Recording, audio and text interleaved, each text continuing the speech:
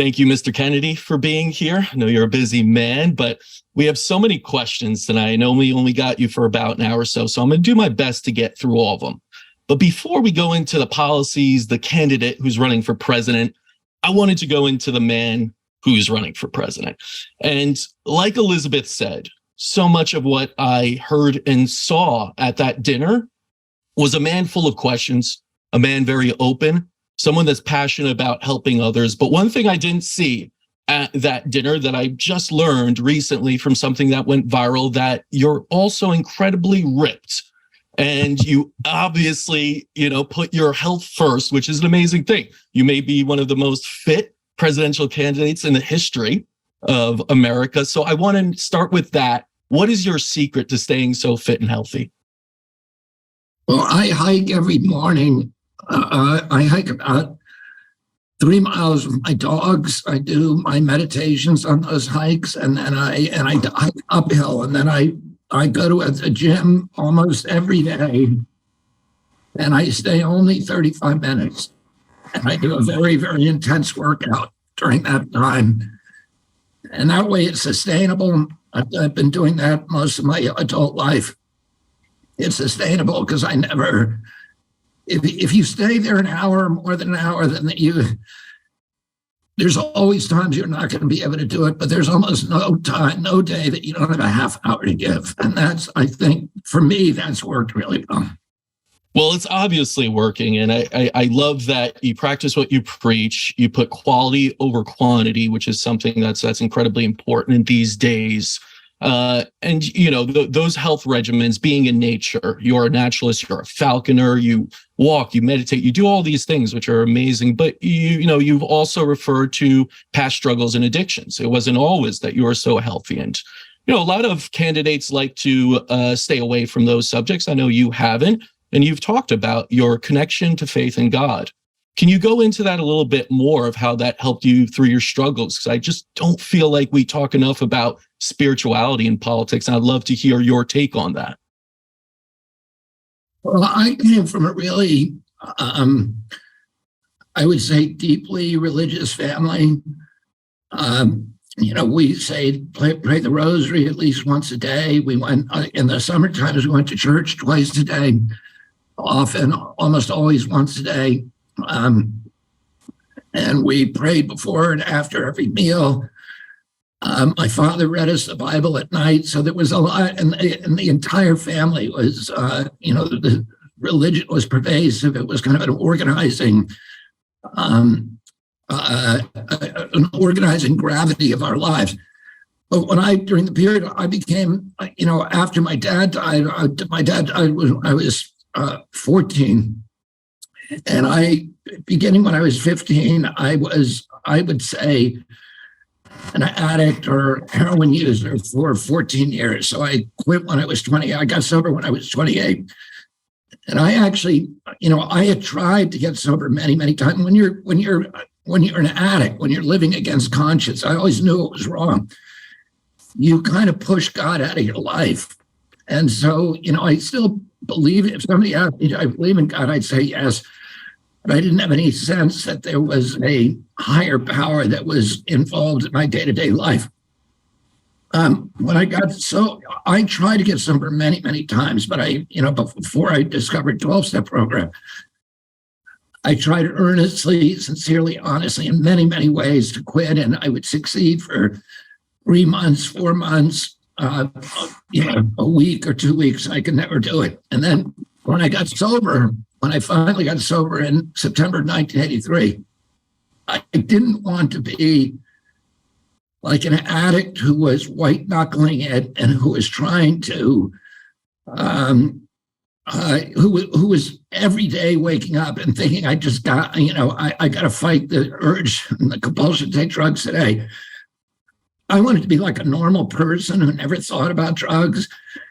And I knew that throughout history, there had been people who had these profound spiritual realignments. And, St. Francis was one who had a very kind of debauched life. Augustine was another, St. Paul. I'd read all the lives of the saints and read about these spiritual experiences that transform people at a core level. I also had my little brother had a friend who used to take drugs with us. My brother was an intravenous drug user too.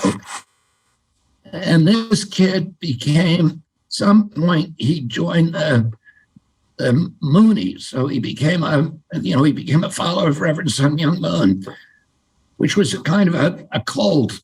But he had this spiritual awakening that was genuine, and he would still hang out with us, but he didn't want drugs. He didn't want them. He wasn't even resisting them.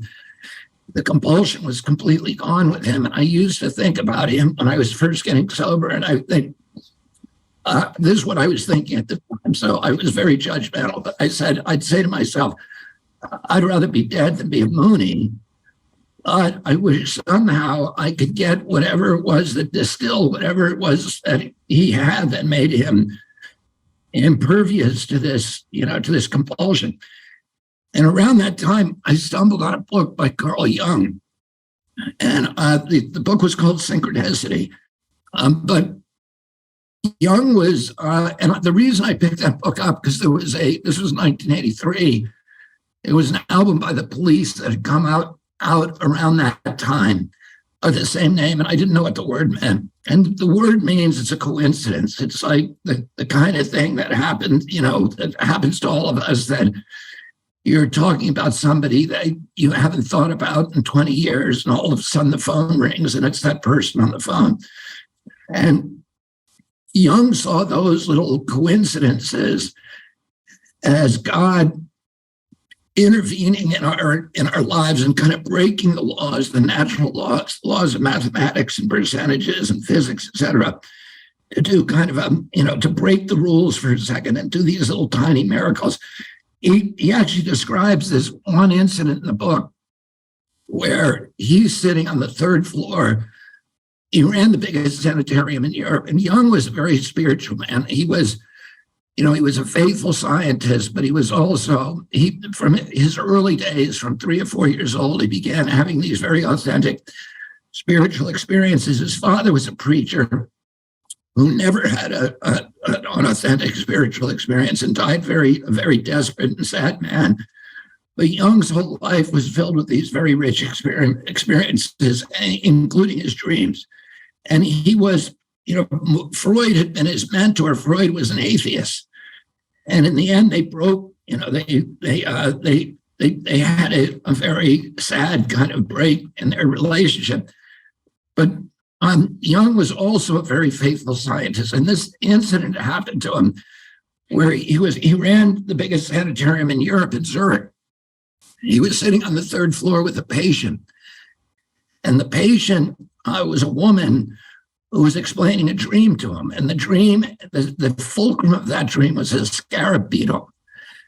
And the scarab beetle is a beetle that's very common iconography in the hieroglyphics in Egypt, on the tombs, on the obelisks.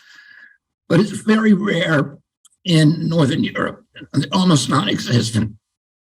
And while Jung is talking to this woman, he has his back to his window, and he hears this ping, ping, ping, ping, ping on the window behind him, and he doesn't want to turn it around and look what it is, because he doesn't want to take his attention off his patient. But in fact, ultimately, he becomes exasperated, and he turns around, and he throws open the window, and a scarab beetle flies in and lands in his palm, and he shows it to the woman, and he said, "Is this what your dream's about?" And he considered that experience kind of a touchstone for him, because he believed that mathematically that was impossible. It was 1 in a trillion, and that there was some kind of purpose in these little incidences of synchronicity.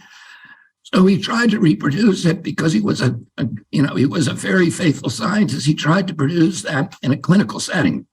So he would put one guy in one room and another man in another room, and he would have them flip playing cards and guess what the other guy had flipped. And he believed that if he could beat the laws of percentages or beat the laws of chance, that he would have proven the existence of a supernatural law, a law that was beyond nature, that couldn't be explained by natural rules. And that was the first step in proving the existence of a God. So in the end, he couldn't do it. But he says in the book, I couldn't do it. I couldn't use empirical or scientific evidence to prove the existence of a God. But he'd said at the same time, that having seen, I'm getting a echo on this. Okay, it's gone. You good? He said at the same time that having seen tens of thousands of patients come through his sanitarium, he could prove from case studies and anecdotal evidence that people who believed in God got better faster than those who didn't, and that their recovery was more enduring. And for me, that was a more important revelation than if he had said that he had proved the existence of a God, which I would not have believed. But the fact that he said that whether there's a God or not, if you believe in one, that you're going to be happier and stronger and healthier, was very meaningful to me. And so I just made an intellectual decision that I was going to begin. At that point, I was willing to do anything that I could do, anything that I had to do. If it even improved my life, my chance of staying sober by 1%. So I made it just an intellectual decision. I'm going to start believing in God. Then the problem is, how do you start believing in something that you can't see or hear or taste or smell or touch or acquire with your senses? And Jung solved that problem. He said, essentially, fake it till you make it, that you, act as if you pretend you're somebody who does believe, and that the obedience will precede the evidence. And that's what I did. I just started acting as if there was a God watching me all the time, and that I had to, and that life was kind of a test, and that I had to behave even when I didn't have an audience. So, that means, it meant for me, the way that I did it is I broke my day down into like 40 different decisions, and I gave each one of them now a moral dimension of little things that I was doing. Like, when the alarm goes off in the morning, do I lie in bed for another 10 minutes with my indolent thoughts, or do I get up immediately? Do I hang up the towels after I take a shower? Do I brush my teeth for the prescribed time? Do I make the bed? That's the most important decision that we all make every day. Do I put the water in the ice tray before I put the ice tray back in the freezer? It's empty. If I reach into the closet and grab out a pair of blue jeans on one of those wire hangers, and a lot of the other little wire hangers fall on the floor of the closet, do I actually go there and pick them up, and or do I shut the door and say I'm too much of a big shot for that? That's somebody else's job, or do I take responsibility? And when I go to the grocery store, do I put the shopping cart back where the shopping carts are supposed to go, or am I in too much of a rush for that? Yeah. When I first got sober, I had this. My life, when you're an addict, your life gets very small. Addiction is about isolation, and you cut off all your relationships, and you can't really be honest with people, so you become a liar. And but as soon as I got sober, my life started getting big again. And like for me, the cash and prizes started coming very, very quickly. Mm-hmm. And I was maybe a couple of months after after into my program, I was running through a national airport and I had a kind of mission critical. I had to get to this airplane, and it looked like I was going to miss it. And I was running as fast as I could, and I had a piece of Dentine chewing gum. I put in my mouth, and I rolled the wrapper up, and then I threw the wrapper at a trash can as I passed it.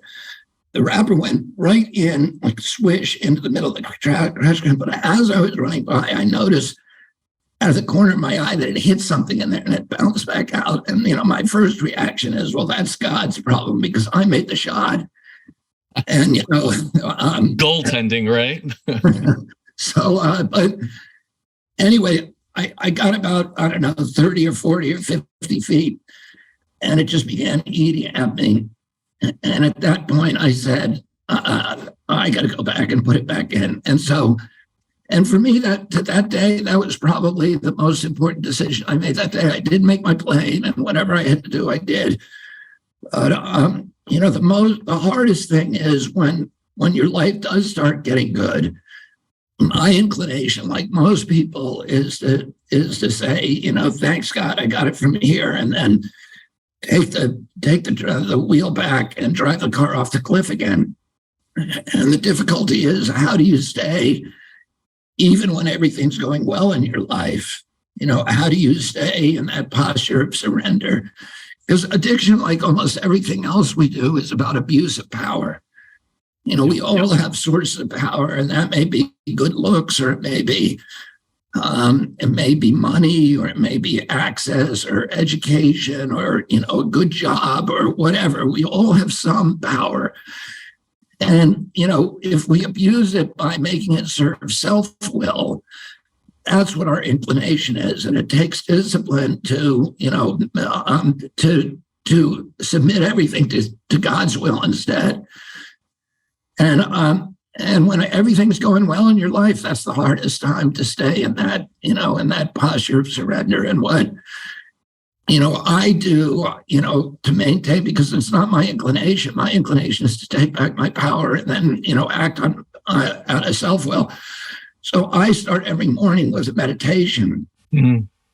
I plan my day, and I make, I'm purposeful about what I want to do to keep my life in line with, my higher power's will. So I know what I have to do in each situation, whether it's having a conversation with one of my kids, or arguing a case, or talking to a reporter that, okay, I have to serve the, honesty and forthrightness, and, and doing things that I don't want to do. I need to do that. I need to put other people in front of me, etc. And if I plan that at the beginning of the day, and then I try to, maintain it throughout the day. I have a friend of mine who I've talked to about this stuff, and he says, it's for me, it's a lot like I spent a lot of my life whitewater kayaking and doing a lot of first ascents in the Arctic and Latin America, etc. And when you're scouting a new river, a new rapid, you usually find a bluff over the rapid, and then you study it for a while, watch the water, and you plan a line. And you might have to make 6 or 8 or 9 moves, and you memorize those to get through it safely. And then, sometimes you blow one of your moves and you wash out, and then you're at the mercy of the river, and you have no control over what happens then. My daily life is like that. I have to climb the bluff. I have to look at my day and say, how am I going to get through these particular things that I'm doing on, today, and stay in God's will rather than Bobby's will. And so I do that. That's what I do in my meditation. But my friends, I told my friend this, and he said, yeah. And he said, the devil sleeps late, and it's really easy to be a good guy in the morning and the early afternoon. But, around 4 or 5 o'clock, it starts to get harder and harder. I think we all know about that. The devil comes out later in the day. And of course, that faith and belief is something that's so healing. And it seems like something not just we all need inside, but our country needs. I've received so many questions. I see so many questions coming through here about healthcare, medicine. You talk a lot about this, and I know you want to reform healthcare. I know you want to limit the power of big pharmaceuticals, especially looking at things like advertising that's only allowed in the United States and New Zealand, nowhere else in the world. But we are suffering as a whole, as a society in the US, from chronic disease, 6 out of 10. So my question to you would be, what exactly, beyond the limiting of power, are we going to do to reverse those trends? We're talking about individual health, but also society health. What actions would you take as president to try and reverse that? I'm very excited about that, about kind of recalibrating what NIH does. NIH used to be the premier gold standard scientific research organization in the world, but it no longer does that. What it does now, its primary job is being an incubator for new pharmaceutical products. Mm-hmm. And that has not made it. And of course, the mercantile ambitions of those individuals of the agency as a whole have subsumed the regulatory function of the agency. So now the agency really wants, its purpose now, its real purpose is to get Americans to take more and more drugs, find a drug for every ailment, and then get people, addicted to it, so that the agency gets and its partners increase their power and wealth, and everything is according to the pharmaceutical paradigm, and we need to unravel that, and we need to make it so that the agency instead is studying chronic disease and studying how to keep people healthy. And why have autism rates increased from 1 in 10,000 in my generation to 1 in 34 in my kids' generation? Why have peanut allergies suddenly appeared? Why have all these autoimmune illnesses, rheumatoid arthritis, juvenile diabetes, Crohn's disease, lupus, 100 others, suddenly appear around 1989? What's causing it? We know it has to be an environmental exposure or a toxin, because genes don't cause epidemics. And, I'm very excited about going into NIH and saying, hey, let's try to really figure out how to keep Americans healthy, how to end the chronic disease epidemic, how do we build immune systems? So that people can resist the disease without the drugs. How do we get Americans off drugs, which is now the third largest killer of Americans after cancer and heart attacks? And that's really, I'm very excited about that. I know that I'm going to be able to do it, and I look forward to doing those kind of meaningful reforms that are going to change the lives and improve the quality of lives of so many Americans.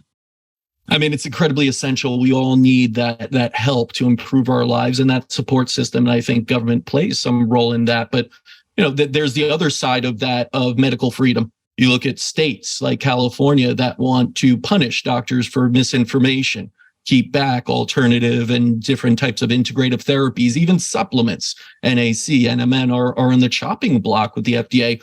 How do you go about that and keeping medical freedom open without stepping on those lines of the state's power?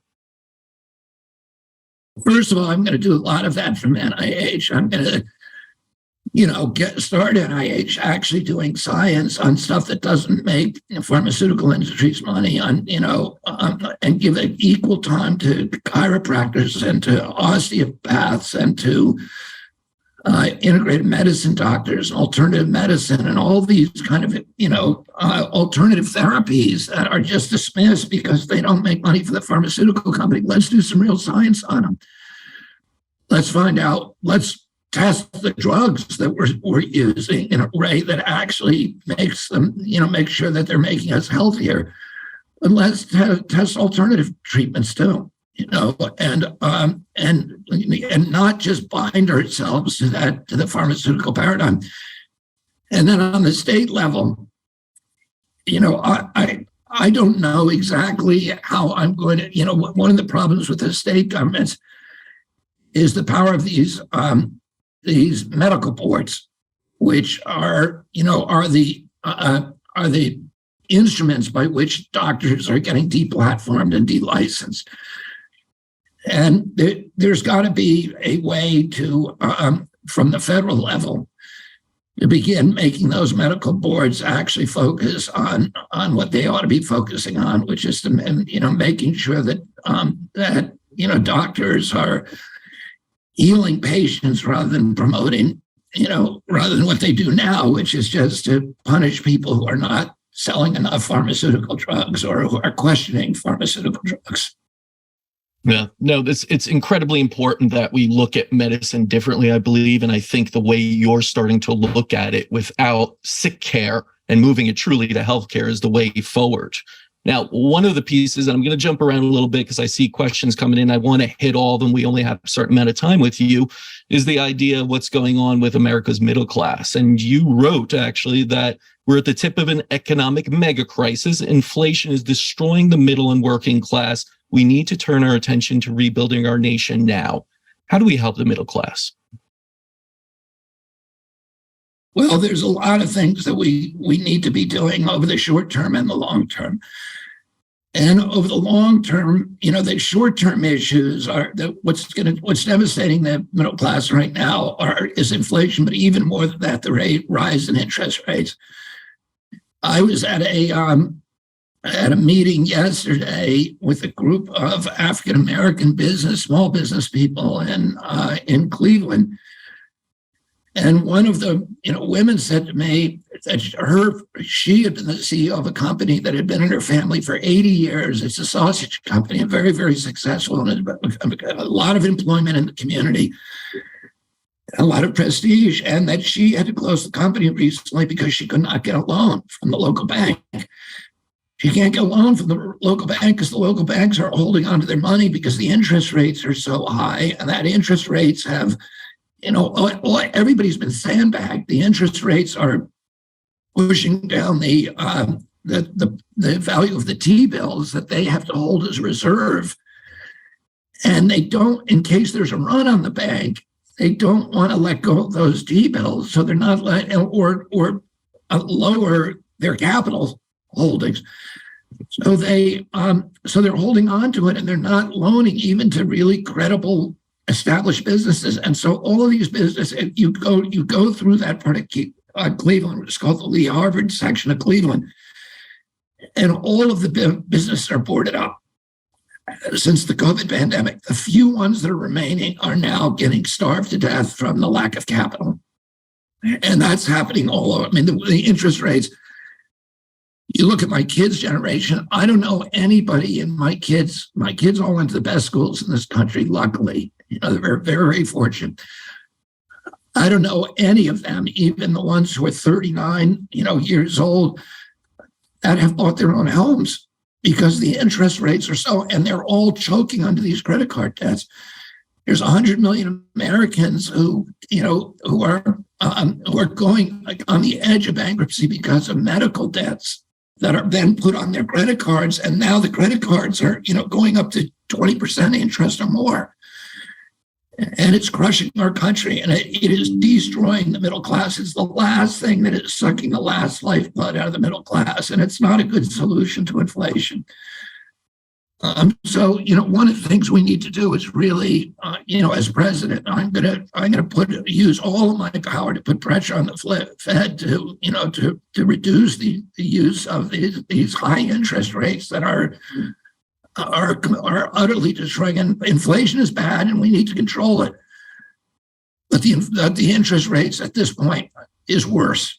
So we don't have, we all got sandbagged by it. And what is causing the inflation? Well, the inflation is coming from the forever wars and from the pandemic. We spent $16 trillion on the pandemic that we don't have, and we just had to print the money. And now we're experiencing an inflation, and we spent $8 trillion on wars since Iraq War, 8.1 trillion, and we don't have that money. And we're borrowing $1 billion. We're spending 113 billion in Ukraine. We're borrowing $1 billion a day from the Chinese and Japanese to buy, to pay for these debts, to pay for the interest on the debt. We don't have the money. And in many ways, we're like, the alcoholic who can't pay his mortgage and who has gone with his milk money for his kids and is buying rounds at the local bar, thinking that he's, for strangers, thinking that he's making friends. And that's the way that we're behaving as a nation, and we got to stop it. We can no longer be the policeman of the world. We have to unravel the empire and start investing back at home. Mr. Kennedy, I saw this just come up, and a few people actually had written me about this. I don't know your stance on this, but artificial intelligence, AI, what is your stance on it in general, and government's role to regulate something that people like Elon Musk and others have shared their concerns? Yeah, Elon Musk has said, and this is when I saw him say this about a year and a half or 2 years ago, it really attracted my attention to him. He said that AI is going to, first it's going to take our jobs, then it's going to kill us. And, it is serious. It's not hyperbole, and it's frightening. And this is one of the reasons why we can't afford to be at war with the world, because we need, what I'm going to do when I get into office is I'm going to call all of the experts in and ask them, how are we going to regulate this so that we don't get destroyed? But then, as the easy part, then we have to go get China to sign on to it. And we need a treaty that gives us transparency and enforceability. China and Russia and Iran and all these people that we're making war with, we need to be able to reach out to everybody in the world and get them to collaborate with us, because any rogue nation can now develop AI in a way that is damaging to all of humanity. Right. Now, you talk about these things that you do as president. Priority-wise, if you were to get in as president, you are going to be elected, then what are the top priorities? Well, my priorities are going to be, in the first 100 days, it's going to be really unraveling agency capture at the HHS with the health agencies at CDC, NIH, FDA, but also at the EPA to make sure that, the EPA is not being run by oil and coal companies, and it's not being run by the pesticide industry, but it's being run to protect the American environment and to protect our rivers, our streams, our wetlands and waterways and fisheries, and our Purple Mountains majesty, and and then the other agencies as well, DOT, which I'm representing 1,000 people in Columbiana County, 1,000 families in Columbiana County, Ohio, whose lives were upended by the Norfolk Southern spill, which is a direct result of agency capture of the railroads running the DOT. EPA, again, is being run by the big agricultural companies that are giving us this lousy food, Smithfield, Tyson's, Boat Pilgrim, Cargill, Monsanto. The USDA was created to protect the small farmer and the food supply. Today, it does exactly the opposite. It favors the chemical industry, the pesticide industry, the processed food industry, and factory farms over public health and the small farmer. And we need to change that around. And then of course, I'm going to reform the intelligence agencies so that they're actually protecting America and our national security, and not seeing their function as to embroil us in an eternal pipeline of new forever wars. We only have you for a little bit more time, I know. So I do want to start to get to these action steps and really start to instill some, hope here, because I know I read a recent Rasmussen report shows that 1/3 of Democrats think you could win the party's 2024 nomination. That's pretty good. But what has to happen for you to actually win the primaries, and how can we help? What are the action steps we can do? Well, the people on this call, as you pointed out at the beginning or as Elizabeth pointed out and Benjamin pointed out at the beginning of the call, we have a reporting period coming up on July 1st. Anybody who is intending at some point to give money to the campaign, the best time to give it is between now and July 1st, which is 3 days from now, because that report is going to have a lot to do with public perception about the viability of my campaign. And we are, I made this appeal 2 days ago, and we've actually raised $1 million in 1 day. So I'm very, very happy about that. But we need to do that again in the next 3 days. So if you can help, now is the time to help. And then, what do I have to do? I need to. The mainstream media and the legacy media is dead set against me, and they publish these rash of articles that denounce me. They're mainly very, very dishonest, and they take statements of mine and twist them. They pervert them. They put them out of context, or they just invent them. And we don't have. Nobody has the bandwidth or the ability to reply to this. There's no way to do it, because they won't even print letters to the editor, no matter how erroneous they were. So I need to kind of correct these misimpressions of me, and I need to be able to get out to the American public. I'm going to do that through podcasts, through social media, and ultimately I need to do it through advertising, because there's parts of the American public that do not listen to podcasts and that don't read the social media, and I need to be able to reach them too if I'm going to have a good chance of winning the Democratic primary. So I need to get some advertising money in the bank, and again, that's it's all about fundraising. Yep. Well, if everyone's listening here, as Stephen said in the beginning, it's donation time. This is the time to do it. It's not enough we just talk and feel good about these things. We put our monies where our mouth are and do these things. Well, I still have you here for a few more minutes. You brought up this idea of media, which a lot of people distrust, but not even as much as they distrust the government right now, which I just saw a Pew Research Center survey that said only 9% of Americans report confidence in Congress, and 2 out of 10 say they trust the government right now. How do we change that? How do you rebuild trust and start to heal the toxic divide? Because the media is not helping at all. Yeah, I mean, the way that you restore America's trust in the government is by making the government trustworthy. And it's not right now. The government is lying to us. And that's, there's always been lying by government officials, but now it's almost endless lying. And it was very rare. When I was a kid, Americans were shocked in 1960, in May of 1960, when the CIA's U-2 got shut down over Russia. And Allen Dulles persuaded Eisenhower to lie about it and say it wasn't our U-2, that the Russians were lying. And they believed, Eisenhower and Dulles believed at that time, that plane crashing at that speed, that there'd be nothing left of it that would identify it.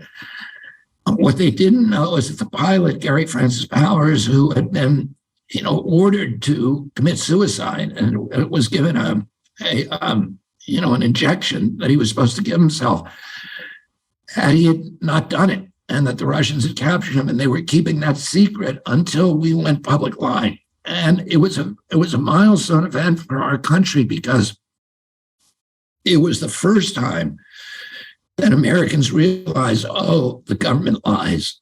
Before that, 90% of Americans trusted the government, and nobody believed that. Americans just did not believe the government would lie to them. They thought, communist governments did that, fascist governments, but not the American government. We had an honest government. It's like Thomas Jefferson, George Washington never told a lie.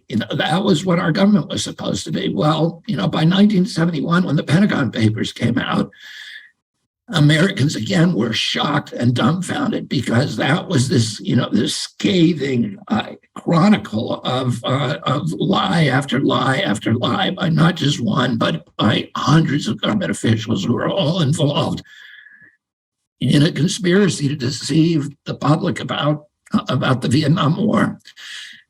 And then, after that, when my uncle left office, the trust in government was 70%, 70 to 80%. Depending on the poll today, it's, as you just said, 20%. It's the lowest it's ever been in history. And it's not the fault of Americans. If somebody says to me, should I trust our government? I would say, no, you should not. The government is not trustworthy, and the mainstream press is not trustworthy. The press is lying too. The press is supposed to speak truth to power. They're supposed to be the guardian. I grew up in a household that was filled with these extraordinary reporters like Mary McGorry, Ben Bradley, Anthony Lewis, Jack Newfield, Jimmy Breslin, Pete Hamill, John Siegenthaler, Ed Guthman, all of these deities of journalism who all saw themselves the guardians of the First Amendment and would not dream of lying to the public. And today, there's a few of those guys left. You have Matt Taibbi, you have Jeremy Hammond, you have maybe Glenn Greenwald. You can count them literally, and most of them are, Cy Hirsch. Most of them are now confined to the netherworld of Substack, because they can't write for the mainstream media, because the media requires people to lie. And And it's sad for our country. It's very disheartening. But the media has now become, instead of speaking truth to power, they have become the guardians of official orthodoxies, and they punish people for telling the truth, whether they were talking. We know this. This is not a conspiracy theory. This is the truth. We see it in the Twitter files. We have their emails saying, we need you to tell people that this is misinformation, even when we know it to be true. So, the term misinformation became a euphemism for anything that departed from government orthodoxies. And it's very sad. There was a great conversation that Noam Chomsky had with a BBC reporter. Because I think most reporters don't even know that they're lying. They just think that they're, I've met all these reporters recently who then just go and lie about me, and they're very sweet people face to face. And I'm thinking, are these the most treacherous human beings in the world? But when I'm thinking about it on reflection, I don't even think that they know they're lying. And, Noam Chomsky had this incredible conversation with a BBC reporter, where the BBC reporter was saying, Chomsky was saying the reporters self-censor. They see themselves as people who are standing up to power and are independent, but actually, their whole zeitgeist is defending these official orthodoxies. And the BBC reporter was insulted by that, and he said, you believe I'm self-censoring to hide the truth? And he says, no, I think you believe the truth. You were selected. The selection process starts at kindergarten, and it works up that, he said, if you weren't hiding the truth, if you weren't willing to do that, if you weren't programmed and inclined to do that, you wouldn't be sitting where you are today. You are selected because you're good at doing that, at defending official orthodoxies and convincing yourself that you're actually defending the truth. Yeah, that's the day and age we live in, and you're shining a light and bringing the truth. So thank you so much for that. I know you have to run, so I won't keep you any longer. But for everyone listening, go to Kennedy24.com to donate. I know so many have donated here, and you have so many more questions, but I feel you'll be answering them along the way. There'll be many more of these events ahead. So thank you so much, Mr. Kennedy, for your time. Good luck at the town hall event tonight. Thank you very much, and thank you, everybody.